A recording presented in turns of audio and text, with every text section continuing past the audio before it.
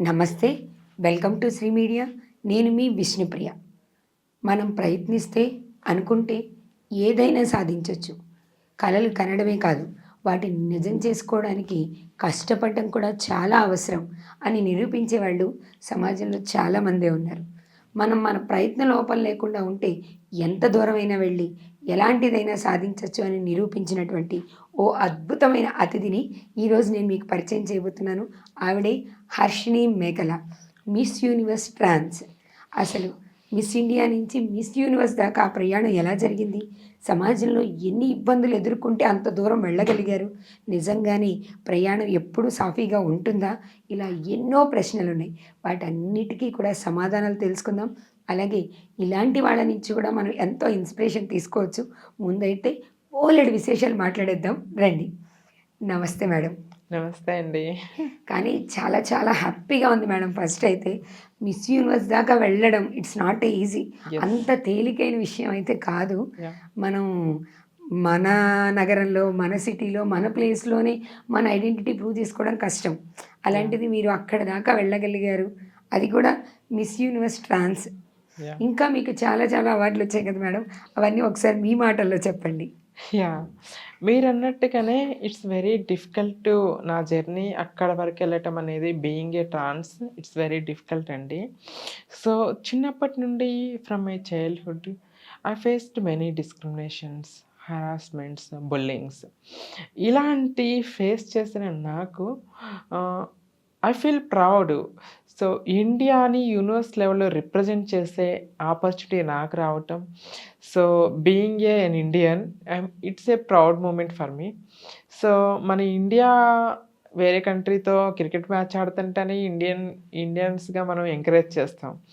అలాంటిది so being a ట్రాన్స్ నేను ఆ ఇంటర్నేషనల్ యూనివర్స్ ప్లాట్ఫామ్ మీద రిప్రజెంట్ చేస్తున్నప్పుడు హర్షిణి మేకలా ఫ్రమ్ ఇండియా అని అనౌన్స్ చేసినప్పుడు, సో మన ఇండియన్ నేషనల్ ఫ్లాగ్ ప్రౌడ్గా మనకి డిస్ప్లేలో మ్యాచ్ అవుతున్నప్పుడు సమ్ రౌండ్స్లో నేను ఫ్లాగ్ని ఇట్లా పట్టుకొని నేను స్టేజ్ మీద వాక్ చేస్తున్నప్పుడు ఆడియన్స్లో ఉన్న వాళ్ళందరూ ఇండియా ఇండియా ఇండియా అని కేరింతలు పెడుతున్నప్పుడు it was a wonderful moment for me. Unforgettable happiness and its memories, నాకు లైఫ్ టైం అచీవ్మెంట్ లాగా నేను ఫీల్ అవుతాను. ఎందుకంటే ఇట్ వాజ్ మై డ్రీమ్. అంటే ఇండియాని నేను యూనివర్స్లో రిప్రజెంట్ చేయాలి. సో నా India, I love my India. ఏ ఇండియాలో ఏ దేశంలో అయితే నేను అవమానాలు పడ్డాను, ఏ దేశంలో అయితే నేను చిన్నచూపు చూడబడ్డానో అదే దేశాన్ని నేను ఇతర కంట్రీలో గర్వంగా రిప్రజెంట్ చేసినప్పుడు ఆ ఫీల్ ఎంత గ్రేట్గా ఉంటుందంటే ఆ ఆనందాన్ని ఎక్స్ప్రెస్ చేయలేమండి. లైక్ భారతదేశం యొక్క సంస్కృతి, కట్టుబాటులు, ట్రెడిషనల్ రౌండ్లో మన భారతదేశ కట్టుబాట్ల గురించి ఉంటుంది. క్వశ్చన్ అండ్ ఆన్సర్ రౌండ్లో భారతదేశం గొప్పదనము, సాంప్రదాయాలు, కట్టుబాట్లు, ఇక్కడ ట్రెడిషన్స్ ఇవన్నీ కూడా మనము ఇంటర్నేషనల్ ప్లాట్ఫామ్లో చూపించినప్పుడు ఇండియాని నేను యూనివర్స్లో రిప్రజెంట్ చేయటం నాకు గొప్ప అవకాశం. ఎట్ ద సేమ్ టైం అందులో I'm the only one person 3 titles రావటం. సో మిస్ యూనివర్స్ ట్రాన్స్ ఆసియా అనే అవార్డు వచ్చింది నాకు. సో దాని తర్వాత ఎలైట్ క్వీన్ యూనివర్స్ టైటిల్ రావడం జరిగింది. At the same time miss universe trans 5th రన్నర్అప్గా నిలిచాను. I'm very happy. ఒకేసారి 3 అవార్డులు. I'm very happy. Elite queen universe award వెనుక ఒక చిన్న ఇన్సిడెంట్ ఉంది, ఐ విల్ ఎక్స్ప్లెయిన్. నాకను బ్రెజిల్ అమ్మాయికి ఒక రూమ్ ఇచ్చారు. అంటే మెనీ కంట్రీస్ రిప్రజెంట్ చేస్తాయి యూనివర్స్లో. కాబట్టి బ్రెజిల్ అమ్మాయికి నాకు ఒక రూమ్ ఇచ్చినప్పుడు నేను వెళ్ళగానే బ్రెజిల్ అమ్మాయి నాకన్నా ముందే వచ్చి కూర్చుంది రూమ్లో. సో నేను రూమ్లోకి ఎంటర్ అవుతుంటే, hello we're a trans room, your female, this is not for you, you go some other room. Like even some people are not recognised I'm a ట్రాన్స్.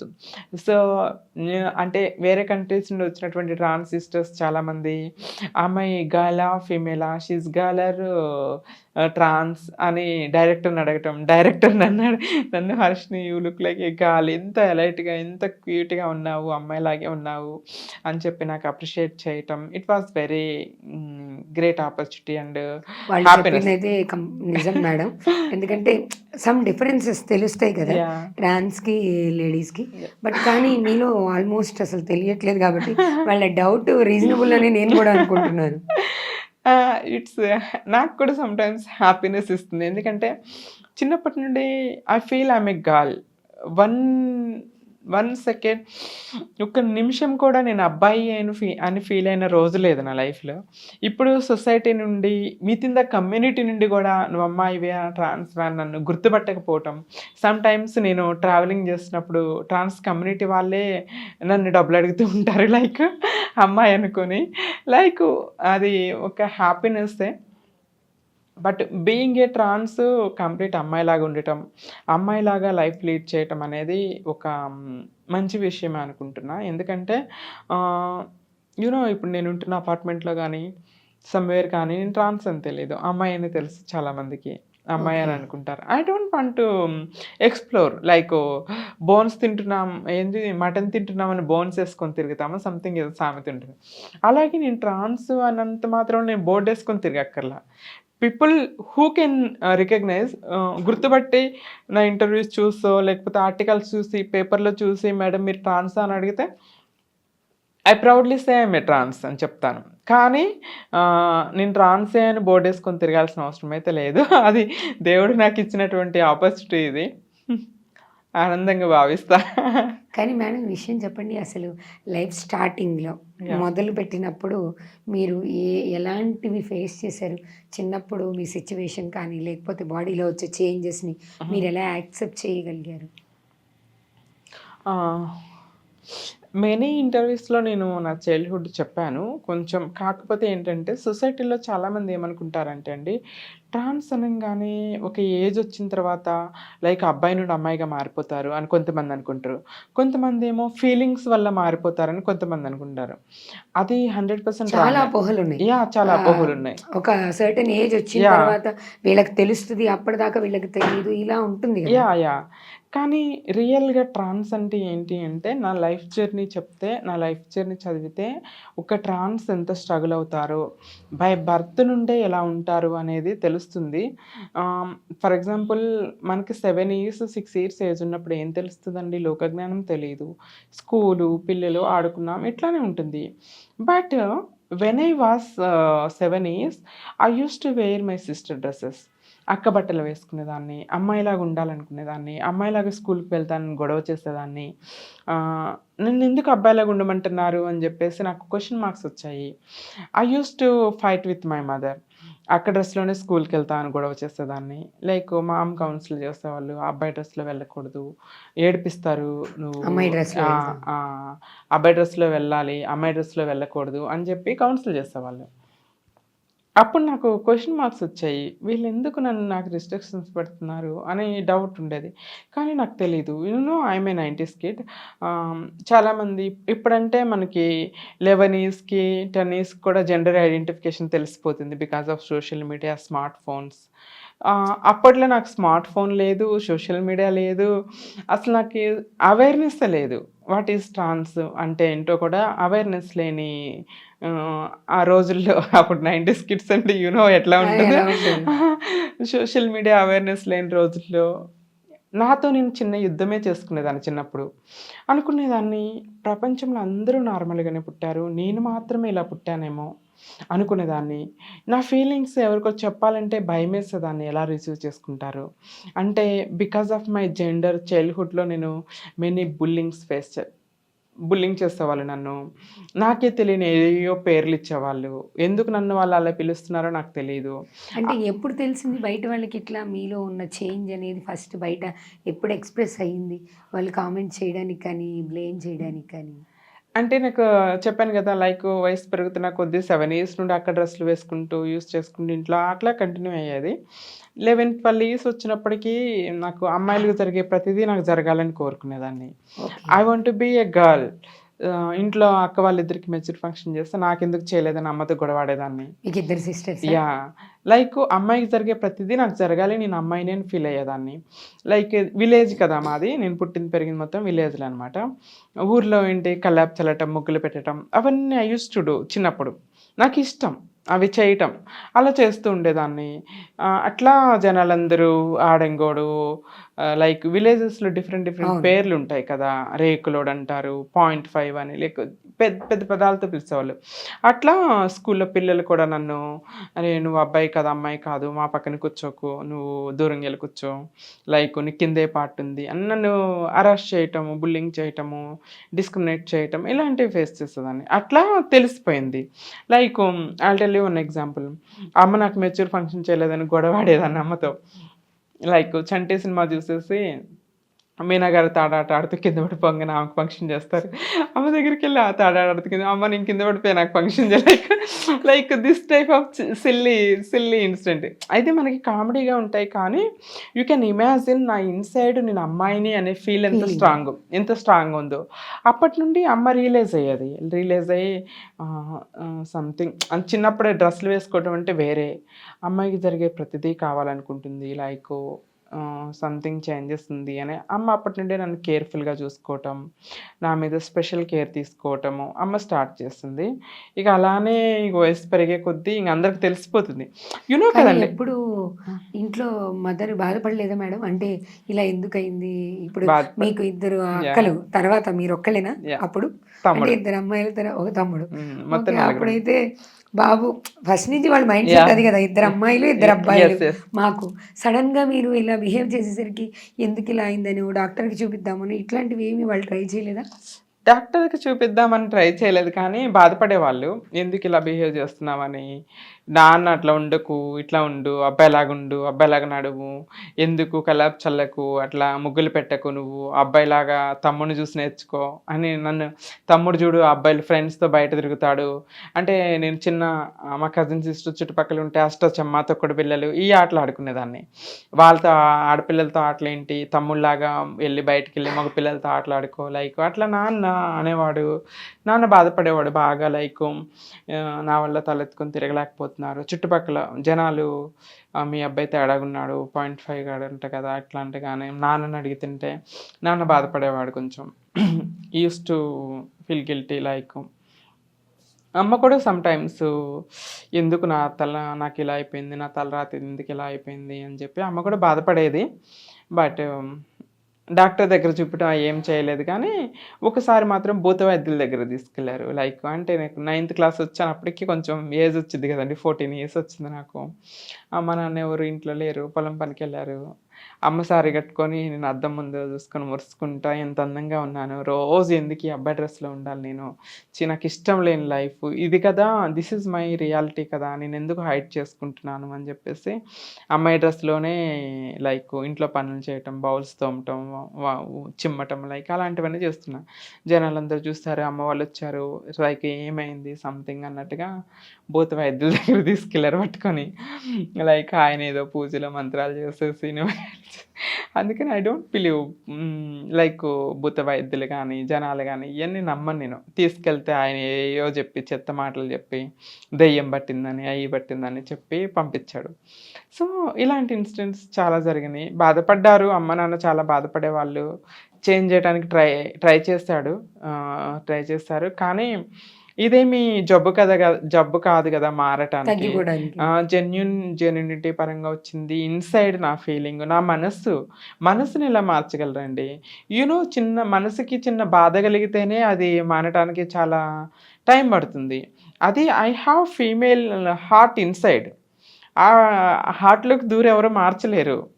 గదా! అదెవరు మార్చలేరు. అది సాధ్యపడదు కదా! సాధ్యపడదు. ఇది చాలామంది అంటారు కదా! లైక్ బుల్లింగ్ చేస్తే ఇదంతా చేస్తారు కానీ, చిన్నప్పుడు నేను ప్రశ్నించేదాన్ని లైక్ మీరందరూ దేవుడిని ఎందుకు ప్రశ్నించరు?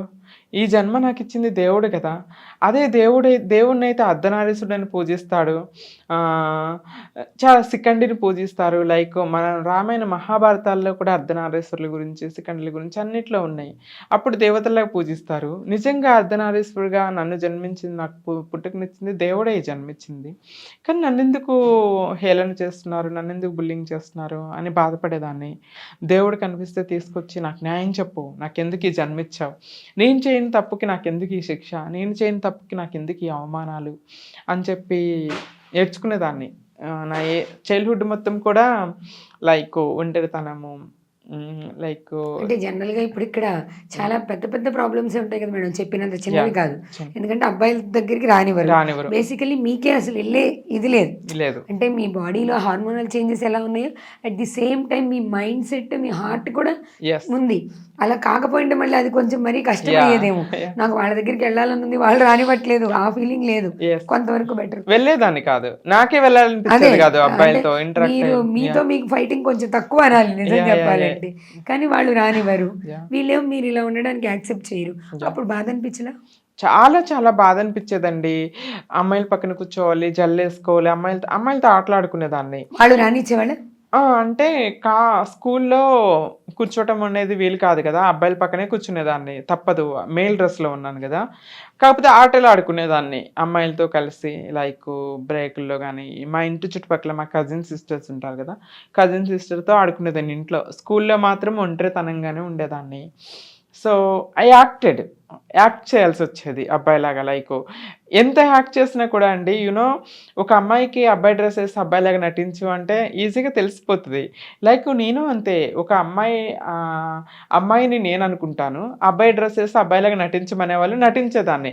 కానీ గుర్తుపట్టేవాళ్ళు, తేడాడు పిల్లలు హెరాస్మెంట్ చేసేవాళ్ళు. లైక్ నీ చేతులు ఏంట్రా ఇంత మెత్తగా ఉంటాయి, నీ బుగ్గలు ఏంట్రా మెత్తగా ఉంటాయి, నాకు 10th క్లాస్కి వచ్చినాక కూడా నీ హెయిర్ రాదేంట్రా, లైక్ ఇట్లా నన్ను అరెస్ట్ చేసేవి. అలాంటివి చాలా ఫేస్ చేసి చాలా బాధ అనిపించేది.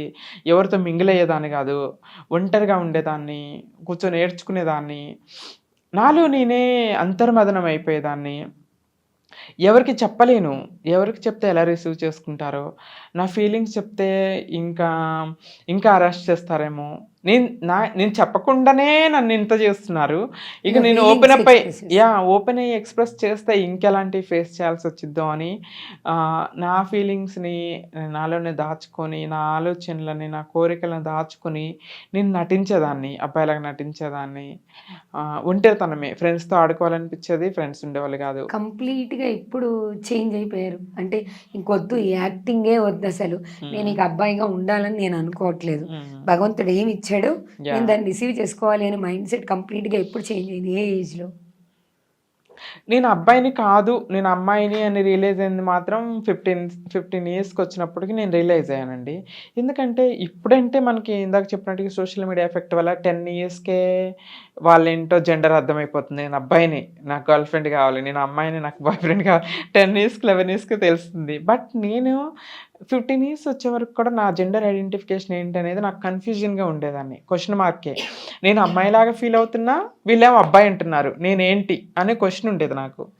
So when ever I mean 15 years ఒక అందమైన అమ్మాయిని చూసినప్పుడు, సిస్టర్ హెయిర్ స్టైల్ బాగుంది, సిస్టర్ డ్రెస్ బాగుంది, నాకు అలాంటి కాస్ట్యూమ్స్ కావాలి, అలాంటి జ్యువెలరీస్ కావాలి, అవి నేను క్యారీ చేయాలా అనిపించేది. కేరింగ్గా హ్యాండ్సమ్ ఉన్న అబ్బాయి చూసినప్పుడు, బాగున్నాడు, కేరింగ్గా ఉన్నాడు, ఇలాంటి బాయ్ ఫ్రెండ్, ఇలాంటి హస్బెండ్ ఉంటే నాకు కూడా బాగుంటుంది కదా, నా డ్రీమ్స్ ఫుల్ఫిల్ అవుతాయి, అట్లా అనిపించేది. I was in male body, male dress, but my thinkings feelings like a girl. That time I decided ఈ బాడీ మాత్రమే నాది కాదు, నా బిహేవియర్ కానీ, నా కోరికలు కానీ, నా మాట్లాడే విధానం కానీ, నా నడక కానీ, వాట్ ఈజ్ ఐఎమ్ అనేది ఇది నేనే, ఈ బాడీయే నాది కాదు. బట్ ఐ డోంట్ నో ఈ బాడీని ఎలా మార్చుకోవాలి, అమ్మాయిలాగా ఎలా మారాలని నాకు తెలియదు. అట్లానే ఇంకా నన్ను నేను దాచుకొని, పెట్టెలో పెట్టి తాళం వేసుకున్నట్టుగా దాచుకొని నేను డిగ్రీ 2nd ఇయర్ వరకు అట్లానే చదువుకున్నా. అంటే హార్మోనల్ చేంజెస్ ఏం రాలేదు మేడం అప్పుడు? అంటే మీ ఓన్లీ మైండ్ సెట్ మాత్రం అట్లా ఉంది? హార్మోనల్ చేంజ్ అంటే నాకు అమ్మాయిలాగే ఉండేదాన్నండి. లైక్ బాడీలో పార్ట్స్ మాత్రమే లేవు. లైక్ ఒంటి మీద ఒక హెయిర్ వచ్చేది కాదు డిగ్రీ వరకు ఉన్నప్పుడు అదే కూడా. బాడీ అమ్మాయిలాగే ఉండేదాన్ని. మొత్తం బాడీ అంతా అమ్మాయిలానే ఆ! ఉండేది. మిగతా పార్ట్లు, ఇన్నర్ పార్ట్స్ కూడా అమ్మాయిలానే డెవలప్ అయినాయి లేదు. యాక్చువల్‌గా అది డెవలప్ అయితే ఇంక నేను కంప్లీట్ ఫీమేల్ అయ్యేదాన్ని కదా! కదా! సో, లైకు మన ఫీమేల్ ఆర్గాన్స్ అనేవి లేకుండే నాకు. ఓకే. దట్స్ వై నేను కంప్లీట్ ఫీమేల్ సర్జరీ చేయించుకోవాల్సొచ్చింది. ఇది ఏ ఏజ్‌లో చేసుకున్నా నా ఎడ్యుకేషన్ అంతా కంప్లీట్ అయిపోయిన తర్వాత నాకు కొంతమంది గ్రూప్ ఆఫ్ ట్రాన్స్ పీపుల్ పరిచయమయ్యారు. వాళ్ళు నాకు సజెషన్స్ ఇచ్చి "నువ్వు ఇట్లా సర్జరీ చేసుకోవచ్చు. నువ్వు కంప్లీట్‌గా అమ్మాయిలాగా మారొచ్చు" అని నాకు కొన్ని సజెషన్స్ ఇచ్చిన తర్వాత నా పోస్ట్ గ్రాడ్యుయేషన్ ఎంఏ ఎకనామిక్స్ చేశాను నేను. సో, ఎంఏ ఎకనామిక్స్ అయిపోయిన తర్వాత నేను ఢిల్లీలో నరేంద్ర కౌశిక్ గారి దగ్గర కంప్లీట్ ఫీమేల్ సర్జరీ చేయించుకున్నాననమాట. ఏ పార్ట్ అయితే నాకు పుట్టుకతో ఫీమేల్ ఆర్గాన్ అయితే ఏది మిస్ అయిందో అది. నేను కంప్లీట్ ఫీమేల్ సర్జరీ చేయించుకున్న తర్వాత it was very painful journey. 6 months నాకు బెడ్ మీదే ఇంట్లోనే చాలా స్ట్రగుల్ అయ్యాను. ఇంట్లో వాళ్ళు యాక్సెప్ట్ చేసారా ఇదంతా చేయించుకోవడానికి? యాక్సెప్ట్ చేశారంటే అప్పటికే అమ్మ, నాన్న చనిపోయారు. Okay. Brother, sisters before surgery చెప్పలేదు వాళ్ళకి. ఆఫ్టర్ సర్జరీ చెప్పాను. ఫస్ట్ బాగా ఏడ్చారు. అక్క ఏడ్చింది, అన్నం తినకుండా చాలా రోజులు ఏడ్చింది. తమ్ముడు కూడా ఏడ్చాడు. ఎందుకిట్లా అది ఇది అని ఏడ్చారు. తర్వాత దే యాక్సెప్టెడ్. ఇప్పుడు చాలా ప్రౌడ్‌గా ఫీల్ అవుతారు. "We are proud of you Harshini" అంటాడు. మా తమ్ముడు అందరికీ కూడా మా అక్క అని ప్రౌడ్‌గా, గర్వంగా చెప్పుకుంటాడు. లైక్ రీసెంట్‌గా మా తమ్ముడు మ్యారేజ్ అయితే మ్యారేజ్ కూడా మొత్తం నా చేతుల మీద చేశాను. మొత్తం మా అక్కిష్టమే అని చెప్పాడు. That much of respect and importance నాకు ఫ్యామిలీ నుండి లభించింది. After surgery family, relatives, society అందరూ నన్ను యాక్సెప్ట్ చేశారు. I'm very happy now. కానీ తర్వాత మీ జర్నీలో ఆఫ్టర్ సర్జరీ యాహ్! కొంచెం స్ట్రగుల్ ఫేస్ చేసి, యాహ్! ఆ తర్వాత జర్నీలో మీరు కొన్ని ఛానల్స్‌లో యాంకర్‌గా యాహ్! వర్క్ చేశారు. యాహ్! అసలు ఆ జర్నీ ఎలా స్టార్ట్ చేశారు? ఆఫ్టర్ సర్జరీ మీరు సొసైటీలోకి వచ్చినప్పుడు మీరు పెద్దగా ఫేస్ చేసిన ప్రాబ్లమ్? ఆఫ్టర్ సర్జరీ తర్వాత ఎంప్లాయ్‌మెంట్ కోసం నేను ట్రై చేస్తున్నప్పుడు మెనీ డిస్క్రిమినేషన్ ఫేస్ చేశానండి. ఎందుకంటే ఎందుకంటే ట్రాన్స్‌గా నా జర్నీ స్టార్ట్ చేసినప్పుడు స్టార్టింగ్‌లో ఎన్‌జీఓస్‌లో వర్క్ చేశాను. ట్రాన్స్ ఎన్‌జీఓలో, క్రిస్టియన్స్ ఎన్‌జీఓలో వర్క్ చేశాను. సో, బీయింగ్ ఎడ్యుకేటెడ్‌గా నేను మాస్టర్స్ చేశాను కాబట్టి, సాఫ్ట్‌వేర్ సెక్టార్‌లో కొంచెం డెవలప్ అవ్వాలి. నన్ను నేను ప్రూవ్ చేసుకోవాలి. ఒక రెస్పెక్టబుల్ లెవెల్‌లో ఉండాలి అని చెప్పేసి జాబ్స్ కోసం ట్రై చేస్తున్నప్పుడు చాలామంది రిజెక్షన్ చేసేవాళ్ళు. కొంతమంది బికాజ్ ఆఫ్ మై జెండర్ నన్ను డిస్క్రిమినేట్ చేసేవాళ్ళు. చాలా బాధపడేదాన్ని. కొంతమంది ఫిజికల్‌గా వాడుకోవడానికి చూసేవాళ్ళు. Like trans made for sex work, trans made for begging అన్నట్టుగా కొంతమంది ట్రీట్ చేసేవాళ్ళు. It was hard things. చాలా బాధ అనిపించేవి ఆ సిట్యుయేషన్స్. బట్ వాటన్నింటిని ఫేస్ చేసుకునే ముందుకొచ్చాను. అంటే everywhere there is good and bad. మనల్ని బుల్లింగ్ చేసేవాళ్ళుంటారు. మనల్ని అరెస్ట్ చేసేవాళ్ళుంటారు. ఎట్ ది సేమ్ టైమ్ మనల్ని అర్థం చేసుకొని సపోర్ట్ సపోర్ట్ చేసే చేసేవాళ్ళు మనుషులు ఉంటారు. కూడా ఉంటారు. అలానే నాకు JLL company, Jones Lang LaSalle company నన్ను అర్థం చేసుకొని నా జెండర్‌తో సంబంధం లేకుండా నా టాలెంట్, నా ఎడ్యుకేషన్ చూసి నాకు జాబ్ ఆపర్చునిటీ ఇచ్చారు. సో, హెచ్ఆర్‌గా నేను 2 ఇయర్స్, 2 ½ ఇయర్స్ వరకు వర్క్ చేశాను ముంబైలో. సాఫ్ట్‌వేర్ కంపెనీలో హెచ్ఆర్‌గానే వర్క్ చేశాను. దాని తర్వాత మోడలింగ్ కెరియర్‌లో యాక్టింగ్ కోసం వెళ్ళినప్పుడు కూడా చాలా బ్యాటిల్స్, చాలా మీకెందుకు అటు వెళ్ళాలని అనిపించింది? మోడలింగు, యాక్టింగ్ అనేది. అంటే అసలు బేసిక్‌గానే హ్మ్. మీరొక ఛాలెంజ్ ఫేస్ చేస్తున్నారు యాహ్! సొసైటీలో. యాహ్! ఎందుకంటే ఎంత చెప్పినా 10 మందిలో హుహు. 7 చూపు ట్రాన్స్ అనేసరికి యాహ్! వాళ్ళ ఫీలింగ్ డిఫరెంట్ ఉంటది. ఇందాక యాహ్! మీరు చెప్పారు. యెస్. ఆ 7లో ఇంకో ముగ్గురు ఇంకొక రకంగా ఉంటారు. యాహ్! వాళ్ళు అంటే మనం ఏమైనా చేయొచ్చు. యెస్. సెక్సువల్ అబ్యూస్ చేయడానికి యాహ్! ఛాన్స్ ఉంది. వీళ్ళేమి అనలేరు. అదేంటో ఫ్రీ టు రైట్. మేమేమైనా యాహ్! చెయ్యొచ్చు. యాహ్! ఏమైనా మాట్లాడడానికి వీళ్ళ మీద మాకు పూర్తి హక్కు ఉంది అనే ఫీలింగ్‌లో యెస్. ఉంటారు. యెస్. మీరు బేసిక్‌గానే ఈ ప్రాబ్లమ్ ఫేస్ చేస్తున్నారు. యాహ్! మళ్ళీ ఇలాంటి సిట్యుయేషన్‌లో ఎంత మోడర్న్ సొసైటీ అయినా మళ్ళీ మోడలింగ్ అనేసరికి, యాహ్! మళ్ళీ యాక్టింగ్ అనేసరికి, హ్మ్. ఎంత మీడియాలో కూడా యాహ్! మీడియా అనేసరికి మళ్ళీ చూపు మారుతుంది గదా! యెస్. యెస్. ఇంకొకటి నాకు అవసరమా అని మీకు అనిపించలేదా?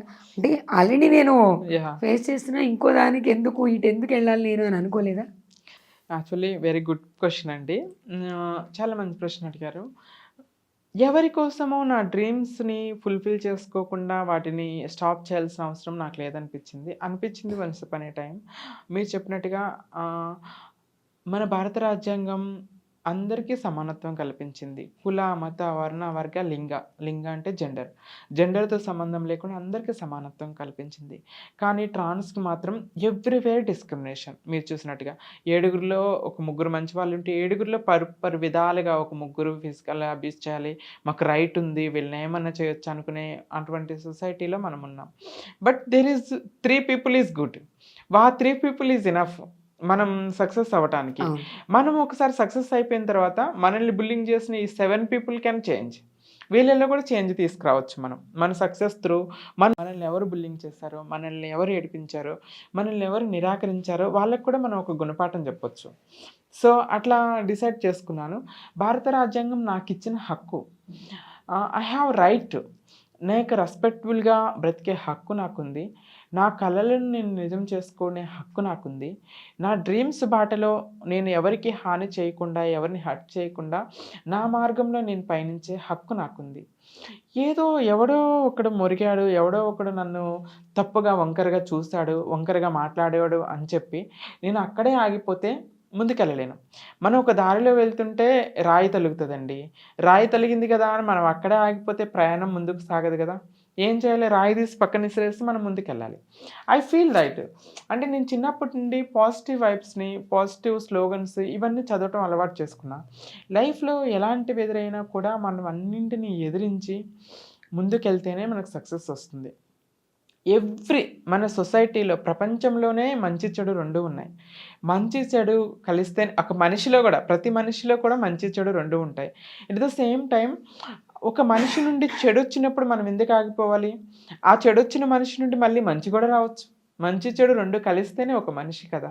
మంచి, చెడు 2 ఉన్నాయి సొసైటీలో. అలాంటప్పుడు ఒకసారి చెడొచ్చింది, ఒకసారి ఓటమొచ్చింది, ఒకసారి అవమానం వచ్చింది అని నేను అక్కడ ఆగిపోతే నా దారి ముందుకెళ్ళాలి.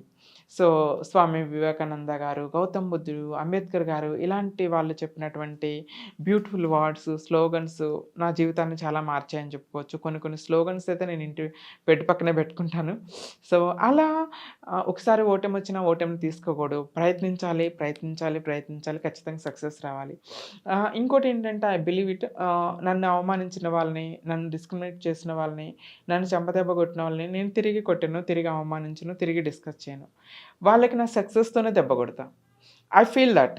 అలా అనుకున్నాను. అందుకోసమే మీరన్న ప్రశ్నకి ఎందుకు వెళ్ళాలి ఇలాంటి గ్లామర్ ఫీల్డ్‌లోకి, అసలే జెండర్ డిస్క్రిమినేషన్ ఫేస్ చేస్తున్నాను. సాఫ్ట్‌వేర్ జాబ్ అంత ప్రొఫెషనల్‌గా ఉండే మనుషుల దగ్గరే జాబ్ లేదు, నైట్‌కొస్తాను ఇంటికి అన్న మనుషులున్నారు సాఫ్ట్‌వేర్ రంగంలో. అలాంటిది గ్లామర్ ఫీల్డ్‌కొస్తే ఇంకా ఎన్ని ఫేస్ చేయాలో అన్న ఆలోచనలు నాకొచ్చాయి. But I'm ready to face. అంటే కొన్ని కావాలనుకున్నప్పుడు కొన్ని భరించాలి. నేనేమి భరించకుండా, నేనేమి ఫేస్ చేయకుండా, ఏమి కష్టపడకుండా నాకు సక్సెస్ రావాలి, నాకు విజయం రావాలి, నా డ్రీమ్స్ ఫుల్‌ఫిల్ అవ్వాలంటే అవి జరగవు. నా డ్రీమ్స్ నేను ఫుల్‌ఫిల్ చేసుకోవాలి, నేను లైఫ్‌లో సక్సెస్ అవ్వాలి, నేను ఈ గోల్స్ పెట్టుకున్నాను, ఆ గోల్స్ నేను చేరుకోవాలి అనుకున్నప్పుడు ఇవన్నీ ఫేస్ చేయడానికి నేను సిద్ధంగా ఉండాలి అని నన్ను నేను మోటివేట్ చేసుకున్నాను, సిద్ధంగా ఉన్నా. At the same time one more point I will add. చిన్నప్పటి నుండి నాకు డ్రీమ్స్ అనమాట. I want to okay. Become a model. I want to become a actor. నా ఫేవరెట్ యాక్టర్ మీనా గారనమాట. 'చంటి' ఓకే. సినిమా చూసి ఆమెకి ఫ్యాన్ అయిపోయాను. ఆమెను చూసినప్పుడు నేనెందుకు ఆమెలాగా సినిమాలో యాక్ట్ చేయకూడదు? నేనెందుకు స్క్రీన్ మీద చూసుకోకూడదు? నేనెందుకు చక్కగా లంగా ఓణీలు, చక్కగా మోడర్న్ డ్రెస్సులు ఏసుకోకూడదు? అట్లా డిఫరెంట్ కదా! ఫిల్మ్ ఇండస్ట్రీలోనే మనం డిఫరెంట్ క్యారెక్టర్స్‌తో అవును. మనుషులకి దగ్గరవ్వగలం. మన నిజ జీవితం ఏముంటది? రెగ్యులర్ రొటీన్ ఒకటే ఉంటది. పాత్ర. కలర్‌ఫుల్ లైఫ్ అది. కలర్‌ఫుల్ డిఫరెంట్ పీపుల్స్‌ని కలుస్తాము. డిఫరెంట్ క్యారెక్టర్స్ మనం ప్లే చేస్తాము. అలా మన డ్రీమ్స్ అదొక డ్రీమ్.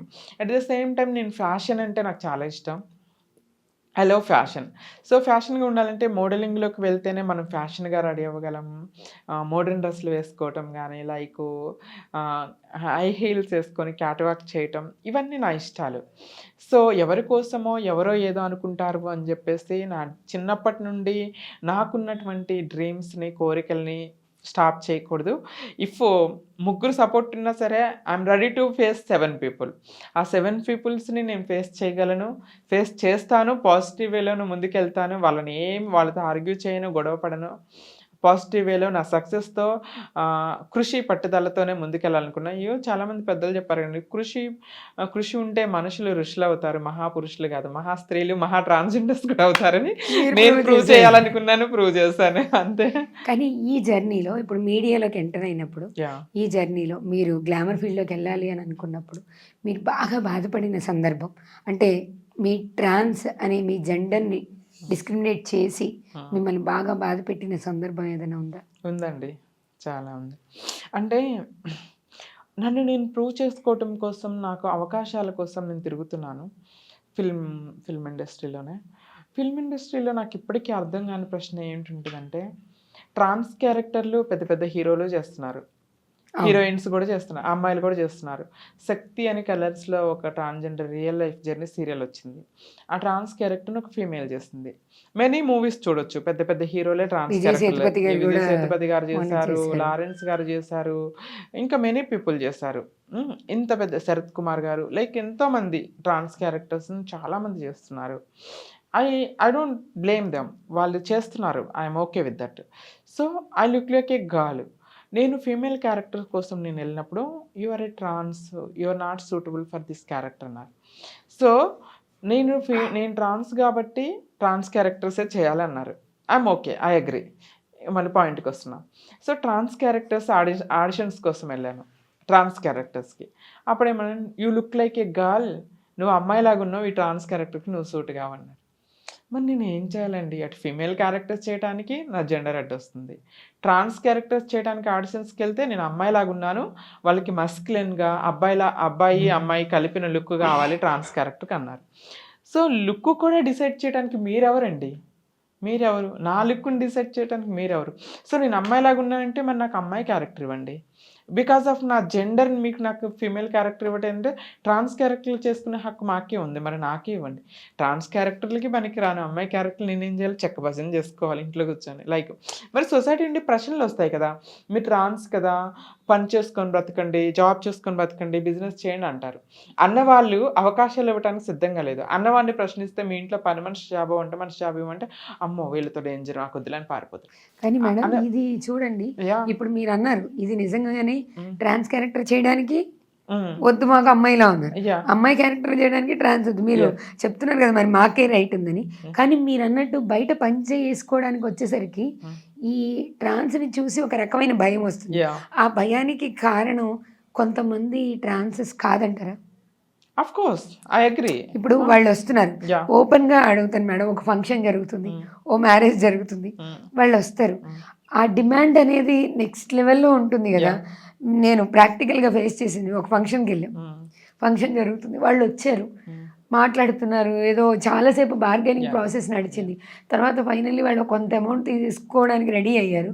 అక్కడికి వచ్చిన వాళ్ళు అందరూ అనుకుంటారు, మాటలు చెప్తున్నారు, లిటరల్లీ 10 నిమిషాలు కూడా కాలేదు, 10 నిమిషాల్లో అంత సంపాదిస్తున్నారు వీళ్ళు, మన పని కంటే వీళ్ళ పని బాగుంది, ఎంతగా డిమాండ్ చేస్తున్నారు అని అంటున్నారు కదా. కానీ ఆ డిమాండింగ్ అనేది కరెక్ట్ అంటారా మీరు? ఐ అగ్రీ విత్ యూ అండి, అది తప్పు. కానీ don't judge book by its cover అని నేను అంటాను. ఎందుకంటే అందులో వెరీ ఫ్యూ పీపుల్ అలా చేసే వాళ్ళు ఉన్నారు, కొంతమంది చేస్తున్నారు. నేను అన్నట్లా every gender there is a good people, there is a good people. Trans కమ్యూనిటీలో కూడా మీరు అన్నట్టుగా ఇలా వల్గర్ బిహేవియర్ చేసేవాళ్ళు, గొడవ చేసేవాళ్ళు, చప్పట్లు కొట్టేవాళ్ళు, ఎక్కువ మనీ డిమాండ్ చేసి గొడవలు చేసేవాళ్ళు ఫ్యూ పీపుల్ ఉన్నారు. ఎట్ ద సేమ్ టైం చదువుకొని జాబ్ లేక, ఆపర్చునిటీస్ లేక, కమ్యూనిటీ బేస్డ్ అలా చేస్తున్న వాళ్ళు కొంతమంది ఉన్నారు. వాళ్ళు చాలా డిగ్నిటీగా ఉంటారు, డీసెంట్గా ఉంటారు, వెళ్తారు, ఎంత ఇస్తే అంత తీసుకుంటారు, బ్లెస్సింగ్స్ ఇస్తూ వస్తారు. ఫ్యూ పీపుల్ కొంతమంది ఇలా చేసినందువల్ల అందరినీ అదేలాగా చూడొద్దు అని నేను అంటాను. మీరు ఇప్పుడు నన్ను క్వశ్చన్ అడిగారు కదా, నేను ఒక క్వశ్చన్ అడిగాను. అబ్బాయిల్లో 6 నెలల పాప నుండి 60 ఏళ్ళ ముసలి వాళ్ళ వరకు రేప్ చేసే వాళ్ళు ఉన్నారు కదా, ఎన్ని చూస్తలేదు. అమ్మాయిల్లో అత్తను చంపిన కోడళ్ళు, కోడళ్ళు చంపిన అత్తలు ఉన్నారు. అలా అని ఆడవాళ్ళందరినీ అదే దృష్టితో చూస్తారా? చూడరు. మగవాళ్ళందరినీ అదే దృష్టితో చూస్తారా? చూడరు. కానీ ట్రాన్స్లో కూడా లాయర్స్ ఉన్నారు, డాక్టర్స్ ఉన్నారు, సాఫ్ట్వేర్ జాబ్ చేసే వాళ్ళు ఉన్నారు, ఇప్పుడు నా అలాగే యాంకరింగ్, మోడలింగ్, యాక్టింగ్ చేసుకునే వాళ్ళు ఉన్నారు, మెనీ సెక్టార్స్లో రెస్పెక్టబుల్ జాబులు చేసుకుంటూ బ్రతికే వాళ్ళు ఉన్నారు. కానీ అలా కొంతమంది చేసే పనుల్ని మా అందరికీ అంతగా ఆపాదించడం ఎంతవరకు కరెక్ట్? అక్కడ కూడా మాకు నష్టమే జరుగుతుంది. జనరల్‌గా అయితే ఇప్పుడు మీరు చెప్పినట్టు ఎంతమంది జెన్యూన్‌గా ఉన్నారో, అంతమంది జెన్యూన్‌గా లేకుండా ఫేక్ ఉన్న వాళ్ళు కూడా ఉన్నారు కదా! యెస్. ఇప్పుడు వస్తున్నారు మేడం ఇందాక నేను అడిగినట్టు చాలా డిమాండ్ చేస్తుంటారు. అసలు ఆ డిమాండింగ్ అనేది ఉందా? మీ దాంట్లో చెప్పండి. ఈ ట్రాన్స్‌లో డిమాండ్ చేయాలి అనే రైట్ ఉందా అసలు? డిమాండ్ చేయాలని రైట్ లేదండి. యాక్చువల్‌గా చెప్తున్నాగా ఇందులో ఏమవుతుందంటే there are many fake people ఉన్నారు. ఫేక్ ట్రాన్స్‌జెండర్స్ తయారవుతున్నారు. లైక్ అవకాశాల కోసమో, అవసరాల కోసమో జెండర్స్ మార్చుకుంటున్నారు. ఈజీ మనీకి అడిక్ట్ అయిపోయి ఈ అబ్బాయిలే ట్రాన్స్‌జెండర్స్‌గా మారుతున్నారు. సో ఐ అంటే టెల్ యూ సమ్ సర్జరీలు చేయించేసుకుంటున్నారు. Yeah! I'll tell you examples. కొన్ని షోస్ పేర్లు చెప్పను. కొన్ని షోస్‌లో లేడీ గెటప్‌లు చేస్తారు. నేను అబ్బాయిని జస్ట్ అవకాశం కోసమే ఇది చేస్తున్నాను. నా జెండర్ అబ్బాయి. నేను ట్రాన్స్ కాదు అని స్టేట్మెంట్లు ఇస్తారు. అదే ఐ హావ్ ప్రూఫ్స్. అదే సోషల్ మీడియాలో, యూట్యూబ్‌లో ఇంటర్వ్యూస్ ఇచ్చారు వాళ్ళు. నేను అబ్బాయిని జస్ట్ ఇది నా క్యారెక్టర్ అవకాశం కోసం లేడీ గెటప్ చేస్తున్నా అని చెప్పారు. కట్ చేస్తే 2, 3 ఇయర్స్ తర్వాత నేను సర్జరీ చేయించుకున్నా నేను ట్రాన్స్‌జెండర్ అంటున్నారు. What is this? అంటే అవకాశాలు వస్తున్నాయి. అవకాశాల కోసమే జెండర్స్ మార్చుకుంటున్నారు కొంతమంది. ఇంకొంతమంది ఏమవుతుందంటే వాడికి పెళ్ళైతది. పెళ్ళాం ఉంటది, పిల్లలుంటారు. కూలి పని చేయలేడు, పొలం పని చేయలేడు, కష్టపడలేడు.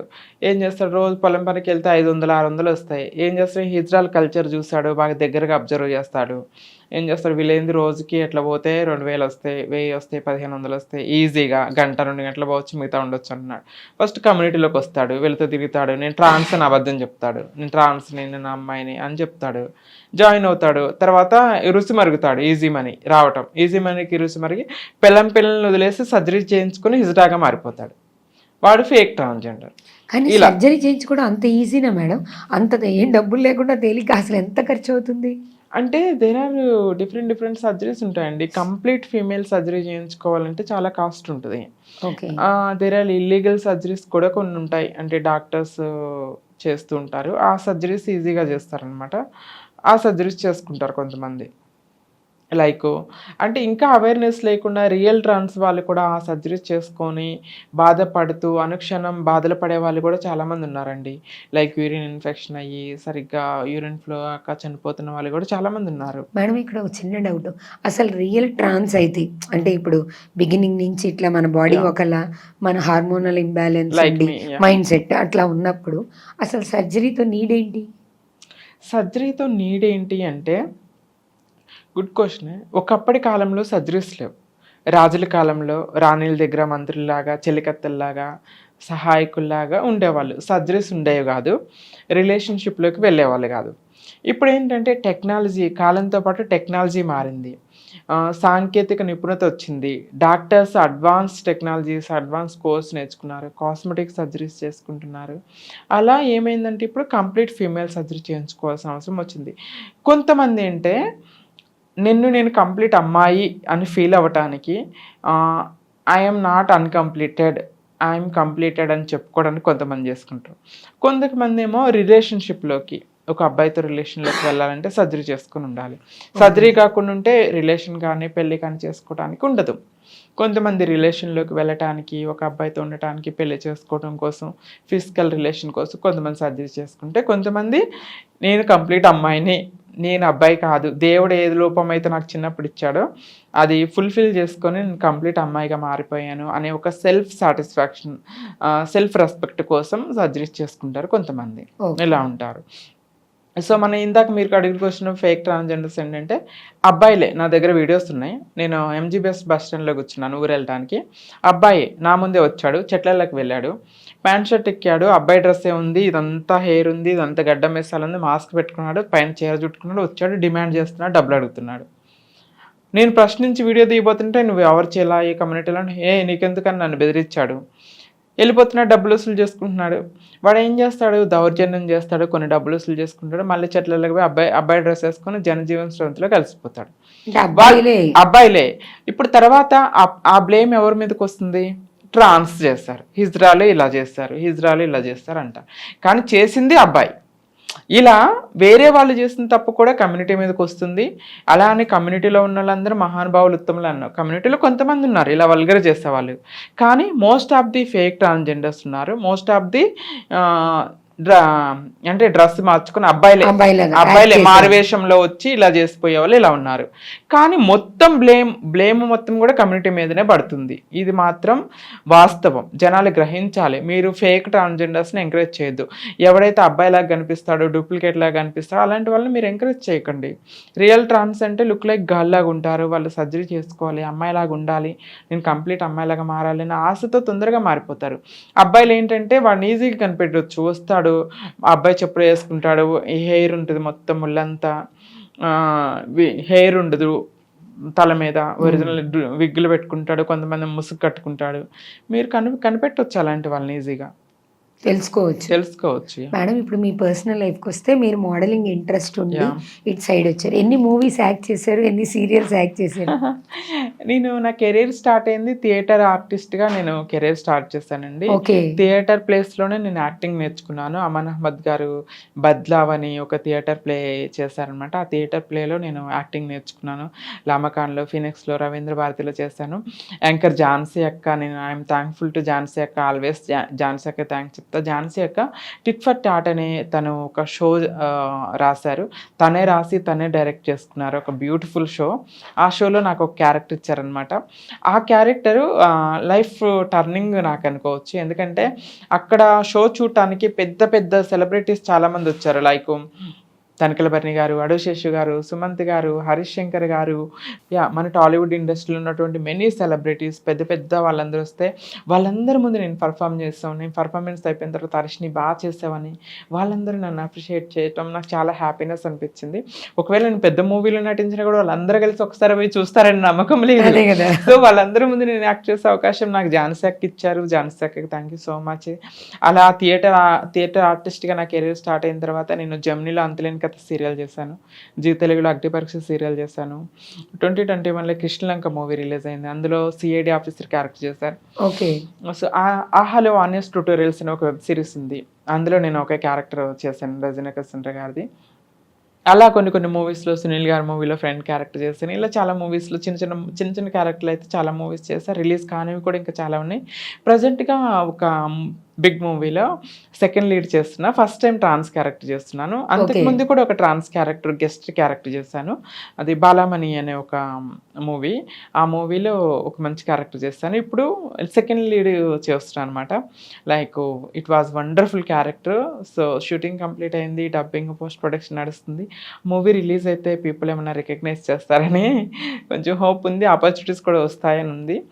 సో లైఫ్ అయితే ఇలా పోతుంది. ఎట్ ద సేమ్ టైం ఇండస్ట్రీలో డిస్కరేజ్ చేసే వాళ్ళు ఉన్నారు. అట్ ద సేమ్ టైం నా జెండర్తో సమానం డిఫరెన్స్ చూపించకుండా, డిస్క్రిమినేట్ చేయకుండా నన్ను ఎంకరేజ్ చేసి, హర్ష్ని you suitable for this character, నీ యాక్టింగ్ చాలా బాగుంది, యూ డూ దిస్ క్యారెక్టర్ నన్ను ఎంకరేజ్ చేసిన మహానుభావులందరికీ నేను ఎప్పటికీ రుణపడి ఉంటాను. టాలీవుడ్ ఇండస్ట్రీ నాకు ఒక మంచి ఆపర్చునిటీ ఇస్తుంది, ఇంకా నన్ను నేను ప్రూవ్ చేసుకోవడానికి. ఇప్పటివరకు చాలా అవకాశాలు ఇచ్చింది, ఇలానే నన్ను నేను ప్రూవ్ చేసుకోవడానికి ఇంకా అవకాశాలు ఇస్తుంది అనే హోప్తో యాక్టర్గా నా కెరీర్ అయితే ముందుకెళ్తుంది. అయితే పర్సనల్ లైఫ్లో జనరల్లీ మీరు చిన్నప్పటి నుంచి అమ్మ ఇలా ఉండాలి ఇది ఉంది కదా, మరి ఇప్పుడు ఆ ఒక కంప్లీట్ ఉమెన్ లైఫ్ కంప్లీట్ కావాలంటే మ్యారేజ్, పిల్లలు, ఫ్యామిలీ లైఫ్ ఇది కూడా ఉంటుందిగా బ్రెయిన్లో. Yeah, definitely. హర్షిని గారికి అలా పర్సనల్ లైఫ్లో నేను ఇలా ఉండాలి అలా ఉందా? మీ పర్సనల్ లైఫ్ గురించి చెప్పండి. ఆఫ్ కోర్స్ అండి, చిన్నప్పటి నుండి నేను పెద్దయ్యాక పెళ్లి చేసుకోవాలి, నా భర్త, నా కుటుంబము, భర్త ఆఫీస్ నుండి వస్తే ఆయనకి ఇష్టమైన వంటలు వండాలి, తన నుండి కాంప్లిమెంట్స్ రావాలి, మురిసిపోవాలి, ఇది ఎవ్రీ గర్ల్స్ డ్రీమ్ ఉంటుంది కదా. అలానే ప్రతి అమ్మాయిలాగా నేను కూడా చాలా కలలు కన్నాను. నా భర్తను బాగా చూసుకోవాలనుకున్నాను. బట్ అది నాకు ఒక బ్యాడ్ ఎక్స్పీరియన్స్ ఇచ్చింది. I was relationship with one person, అంటే ఫేక్ పర్సన్తో అనవచ్చు, లేకపోతే ఒక అబ్బాయితో నేను 4 years రిలేషన్లో ఉన్నాను. అది నాకు బ్యాడ్ మెమరీస్ ఇచ్చింది. లైక్ బ్యాడ్ మెమరీస్ అంటే వీఆర్ టుగెదర్ 4 years.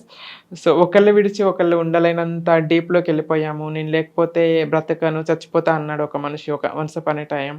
తనకి బాగాలేకపోతే నేను చాలా బాగా చూసుకున్నాను, హాస్పిటల్ అడ్మిట్ చేసి. Like I became mad. పిచ్చి ప్రేమ కూడా ప్రమాదకరం అంటారు కదా, అలా నేను పిచ్చి ప్రేమ పెంచుకున్నాను అతని మీద. Like every human being life, నేను, నా కుటుంబం, నా సొసైటీ, నా ఊరు, నా అట్లా స్టార్ట్ అవుతుంది. నా విషయంలో వాడే ఫస్ట్, వాడి తర్వాత నేను. అంటే అంత పిచ్చి ప్రేమ చూపించాను.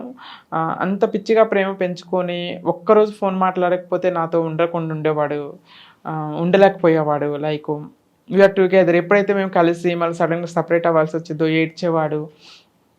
కోర్స్ హీ లవ్స్ మీ, నన్ను ప్రేమించాడు, కానీ నా మనసు అబద్ధం చెప్పలేదు. But situations change, like people can change, time will change అంటారు కదా. అలా 4 years రిలేషన్షిప్లో ఉన్న తర్వాత కొన్ని రీజన్స్ వల్ల హీ గాట్ మ్యారీడ్. సో తను వేరే పెళ్లి చేసుకొని వెళ్ళిపోయాడు.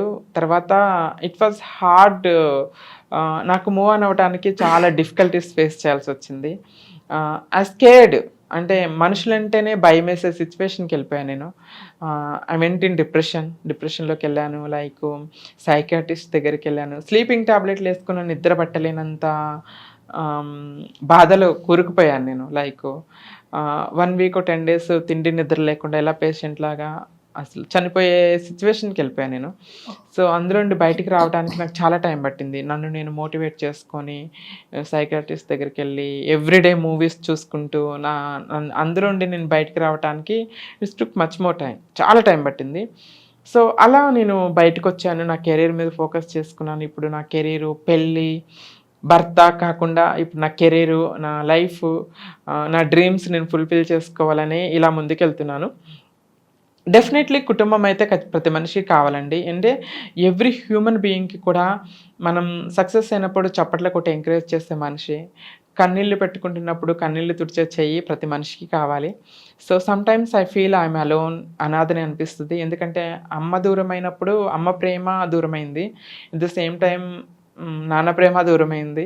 ఇప్పుడు ఎట్లా సేమ్ టైం ఆ అబ్బాయితో లైఫ్ లాంగ్ ఉందాము, తనలో నా అమ్మ నన్ను చూసుకుందాం అనుకున్నా, తను కూడా నన్ను మోసం చేసి వెళ్ళిపోయాడు. సో ఇప్పుడు ఎవరు నన్ను నమ్మాలి? ఇప్పుడు I'm getting proposals. Of course అంత కాపిన ఎంతో కొంత అందంగానే ఉంటాను కాబట్టి సో ప్రపోజల్స్ వస్తున్నాయి. బట్ ఐ కాంట్ బిలీవ్, ఆ రిలేషన్ని నేను నమ్మలేకపోతున్నాను, ట్రస్ట్ చేయలేకపోతున్నాను. అంటే అందరు అబ్బాయిలు అలా ఉంటారని నేను అనను. There are very good people, అబ్బాయిలు ఎంకరేజ్ చేసి సపోర్ట్ చేసి లైఫ్ లాంగ్ ప్రేమ కోసం సొసైటీని, కుటుంబాన్ని ఎదిరించే అబ్బాయిలు కూడా చాలామంది ఉన్నారు మంచి వాళ్ళు. సో కానీ ఒక ట్రాన్స్ని పెళ్లి చేసుకొని లైఫ్ లీడ్ చేయాలంటే ఒక చిన్న యుద్ధం చేయాలి. ఫర్ ఎగ్జాంపుల్, ఫస్ట్ ప్రేమలో లైక్ ఆ అట్రాక్షన్లో, పిచ్చి ప్రేమలో బాగుంటుంది, కొన్ని రోజులు హ్యాపీగా ఉంటాడు, అందరిని ఎదిరిస్తాడు. పెళ్లి వరకు వచ్చిందనుకో, తల్లిదండ్రులు నాకు వారసులు కావాలి, ట్రాన్స్ పిల్లలకు అనలేరు, నువ్వు ఆ అమ్మాయిని చేసుకుంటూ ఇంట్లో ఉండొద్దు, వెళ్ళిపో అంటారు. తల్లిదండ్రుల నుండి రిజెక్షన్ వస్తుంది ఫస్ట్. దాని తర్వాత సొసైటీ నుండి, అరే వీడు హిజ్రాన్ పెళ్లి చేసుకుంటున్నారు అని సొసైటీ అవుతారు. ఫ్రెండ్స్, అప్పటి వరకు క్లోజ్గా ఉన్నటువంటి ఫ్రెండ్స్, వీడి ట్రాన్స్తో ఉన్నాడు రిలేషను, వీడు కూడా 0.5 గడ్రా అనే కొంతమంది చుట్టుపట్టు మాటలు అంటారు. ఇవన్నీ తట్టుకొని లైఫ్ లాంగ్ తోడుండాలి అంటే చాలా గట్స్ ఉండాలి, ఇవన్నీ ఫేస్ చేసి సిద్ధంగా ఉండాలి. కొంతమంది ఏంటంటే ధైర్యం చేస్తారు, ఏముంది ప్రేమకి జెండర్తో సంబంధం ఏంటి, కలుసుందాము, పెళ్లి చేసుకుందాము అని ముందుకు వస్తారు. తర్వాత ఈ బ్యాటిల్స్ అన్ని ఫేస్ చేయలేక మధ్యలో వదిలేసి వెళ్ళిపోతారు. దానివల్ల ఏమవుతుందంటే వీడు చక్కగా అమ్మాయిని పెళ్లి చేసుకుంటాడు, భార్య పిల్లలతో హ్యాపీగా ఉంటాడు. అక్కడ నుండి మూవ్ ఆన్ అవ్వలేక, అటు ముందుకెళ్ళలేక, ఇటు వెనక్కి వెళ్ళలేక, వాడిని మర్చిపోలేక, అటు తల్లిదండ్రుల ప్రేమ దూరమై, కమ్యూనిటీలో ఇటు ఈ అబ్బాయి దూరమై, బ్రతకలేక, చావలేక ఎంతోమంది సూసైడ్ చేసుకొని చనిపోతున్న వాళ్ళు కూడా ఉన్నారు. మెనీ ట్రాన్స్ పీపుల్.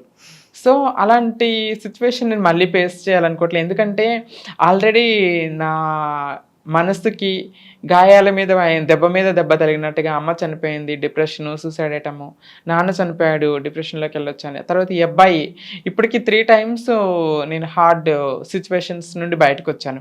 మళ్ళీ ఎవడన్నా నా లైఫ్లోకి వచ్చి మళ్ళీ వెళ్ళిపోతే నా మనసుకి ఇంకా అది బేర్ చేసే శక్తి నాకు లేదు. అందువల్ల నేను చాలా కేర్ఫుల్గా ఉంటున్నా. ప్రపోజల్స్ వస్తున్నా లేకపోతే ఏదో వస్తున్నా కూడా నేను తీసుకోవట్లేదు. ఇఫ్ డెఫినెట్లీ ఎవరన్నా ఒక అబ్బాయి నా మనసుకు నచ్చి లైఫ్ లాంగ్ నన్ను వెళ్ళిపోడు, ఇంకా లైఫ్ లాంగ్ నాతో ఉంటాను, ఏది చేయడానికైనా సిద్ధంగా ఉన్నాడు, ఎవరినైనా బెదిరించగలడు, ఇంకా ముసలి అయిపోయే వరకు చావు తప్ప విడదీయలేదు మమ్మల్ని అని ఏ అబ్బాయినా నాకు నమ్మకం కలిగిస్తే డెఫినెట్లీ పెళ్లి చేసుకుంటాను. ఒకవేళ అలాంటి అబ్బాయి దొరకలేదు, నాకు పెళ్లి చేసుకోలేదంటే definitely I can be a mother. బేబీని అడాప్ట్ చేసుకొని నేను ఒక మదర్ లైఫ్ లీడ్ చేద్దామని అనుకుంటున్నాను. ఒక ఫ్యామిలీ అనేది నాకు కావాలి. భర్త లేకపోయినా కూడా పిల్లలు అనేది నాకు అవసరం. ఎందుకంటే ఏ తల్లి ప్రేమ అయితే నాకు దూరమైందో అలా తల్లి ప్రేమ దూరమైనటువంటి ఒక ఆర్పన్ అనాథ పిల్లలను తీసుకొని నేను అమ్మ అవ్వాలని కోరుకున్నా. ఎందుకంటే మదర్హుడ్ ఈజ్ నా దృష్టిలో అమ్మ అంటే పిల్లల్ని కనటమే అమ్మ కాదండి. ఆ పిల్లల్ని కనటమే అమ్మ అనుకుంటే చెత్త కుప్పల్లో, రోడ్ల పక్కన, మురికి కాలువల్లో పిల్లలు ఎందుకు ఉంటారండి? అంటే అవసరాల కోసం పిల్లల్ని కానీ రోడ్ల మీద వేసిన తల్లులతో పోల్చుకుంటే పిల్లల్ని కనలేకపోయినా కూడా అడాప్ట్ చేసుకొని ఒక to give care, to give love, to give beautiful life, వాళ్ళందరూ కూడా నా దృష్టిలో చాలా మంచి మదర్స్. ఎందుకంటే పిల్లలు కనలేకపోయినా అడాప్ట్ చేసుకొని మంచి లైఫ్ ఇస్తున్న వాళ్ళు చాలామంది ఉన్నారు. ఫిమేల్స్లో ఉన్నారు, ట్రాన్స్లో ఉన్నారు. So I can be A best mother. నేను అమ్మనైతే అవుతాను అని అనుకుంటున్నా. Hope for best. ఎందుకంటే ఒక బేబీని అడాప్ట్ చేసుకున్నామంటే అంత ఈజీ కాదు. ఇప్పుడు ప్రజెంట్గా నేను ఇప్పుడిప్పుడే లైఫ్లో సెటిల్ అవుతున్నాను. నా డ్రీమ్స్ ఫుల్ఫిల్ చేసుకుంటున్నాను ఫైనాన్షియల్గా అండ్ మొత్తం సెటిల్ అయిన తర్వాత ఒక బేబీని అడాప్ట్ చేసుకుని. ఎందుకంటే ఒక మంచి ఎడ్యుకేషన్ ఇవ్వాలి, ఒక బ్యూటిఫుల్ లైఫ్ ఇవ్వాలి. నా బిడ్డకి ఏ లోటు లేకుండా చూసుకోవాలంటే నేను ఫైనాన్షియల్గా కొంచెం సెటిల్ ఉండాలి. అందుకోసమే ఇట్ విల్ టేక్ కొంచెం టైం తీసుకున్న తర్వాత ఇఫ్ అబ్బాయి దొరికితే ఓకే, అబ్బాయి దొరకకపోతే నేను బేబీని అయితే అడాప్ట్ చేసుకునే ప్లానింగ్ ఉంది. వీ హోప్ ఖచ్చితంగా మీకు మంచి తోడు దొరకాలి అని కోరుకుంటున్నాం. కానీ ఫస్ట్ మిస్ ఇండియా కాంపిటీషన్కి వెళ్ళినప్పుడు మీరేం స్ట్రగుల్స్ ఫేస్ చేయలేదా మేడం? అంటే రిజెక్షన్స్ కానీ ఇట్లా ఏమీ రాలేదా అక్కడ మీకు? నాకు మోడలింగ్లో ఎప్పుడు రిజెక్షన్స్ రాలేదండి. ఆపర్చునిటీస్ నన్ను వెతుక్కుంటూ వచ్చాయి. ఎందుకంటే చెప్పలేను, ఇప్పుడంటే కొంచెం హైదరాబాద్ వచ్చాక కొంచెం చుబ్బీగా ఇట్లా తయారని, కానీ ముంబైలో ఉన్నప్పుడు ఇంకా చాలా స్లిమ్గా ఉండేదాన్ని, చాలా స్లిమ్గా బ్యూటిఫుల్గా ఉండేదాన్ని.